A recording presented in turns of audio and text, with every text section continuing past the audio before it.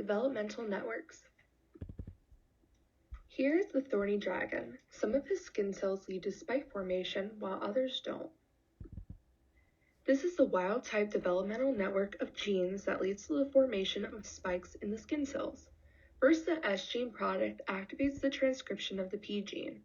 The P gene product then inhibits the transcription of the I gene.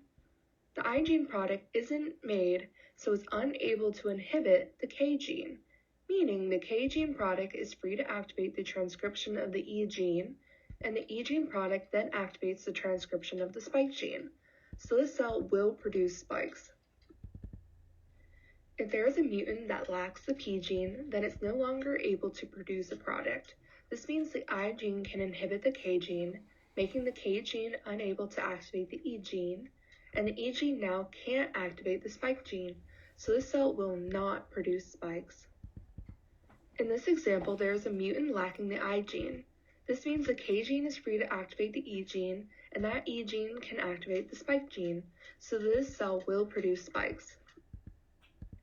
This is a mutant lacking both the I and E gene. Since the I gene is upstream, it can be ignored, so just the lack of E gene is focused on. Since the E gene can't activate the spike gene, then this cell will not produce spikes. Here the mutant is lacking the S and K gene. Since the K gene is no longer there to activate the E gene, then the E gene can't activate the spike gene, so the cell will not produce spikes. As mentioned before, not all of the skin cells produce spikes. There are different types of gene regulation that occurs that make it so that the cells can have the same genome but exhibit different phenotypes. One of those methods is through DNA methylation. DNA methyltransferase is an enzyme that recognizes CpG islands, which are often found near the start site of transcription. These enzymes add methyl groups to the DNA, which then attracts another enzyme called histone deacetylase.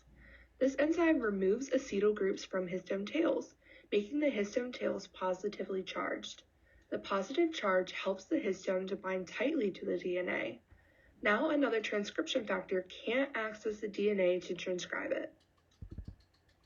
Looking back at the developmental network, if the CpG islands near the start site of transcription for the S gene was heavily methylated, then the transcription factors wouldn't be able to access the S gene to transcribe it.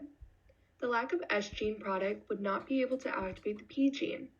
The P gene then can't inhibit the I gene, so the I gene is free to inhibit the K gene. The K gene then can't activate the E gene, and the E gene can't activate the spike gene.